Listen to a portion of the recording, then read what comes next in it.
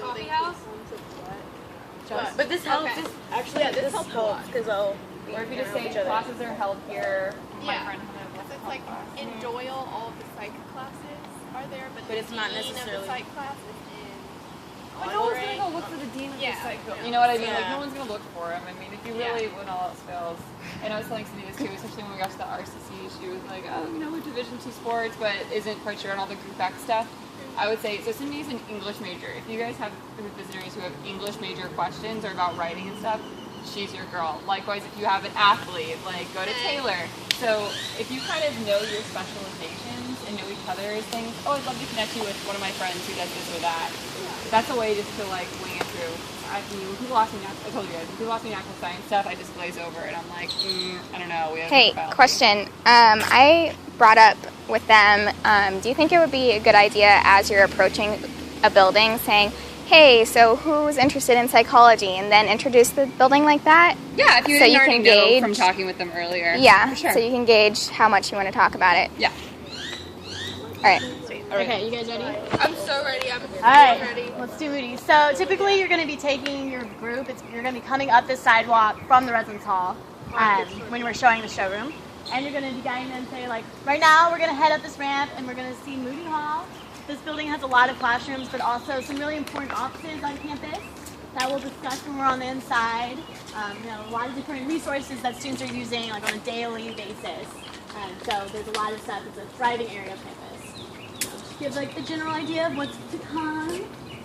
This door is like the worst door ever. To hold open, but make sure to do that.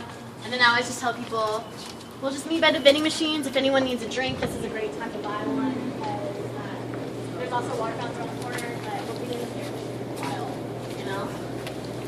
So let them know that we'll be here for, you know, a good amount of time.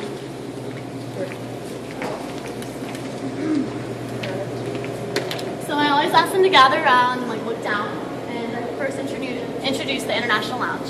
Say, here as you can see is our International Lounge. We have some different international fairs that occur here. It's also just a space for students to hang out, do homework between classes, take a nap on the couch and hang out and chill with your friends.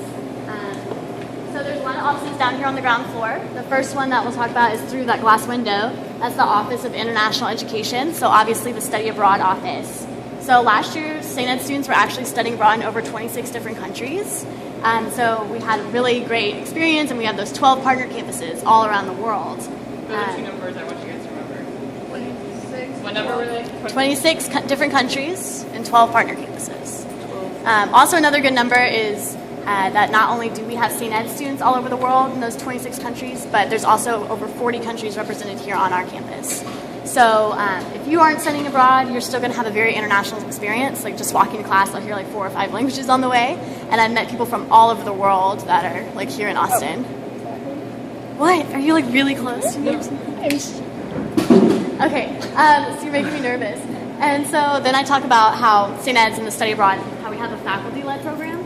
So like you and a group of St. Edward's students will travel with 2 or 3 St. Edward's professors to one of our partner campuses.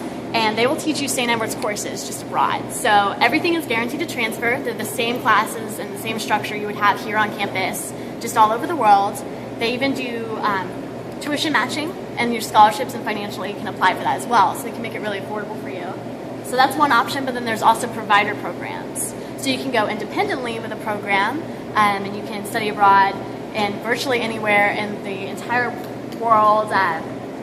There's tons of different options you can choose, and I like to throw in a sticky story. I'm going to be studying abroad this summer in Japan through a provider program that I made an appointment in the International Education Office, and I sat with my advisor, and we worked together to find which one was right for me. And this is also a good time to ask, like, oh, do you have any like dreams of studying abroad? Where would you want to go? Oh, sweet, we do go there. A provider program goes there, you know, just to kind of gauge where they're at. And then I talked through this open door here. We have academic planning and support. This is where your freshman advisor will be housed.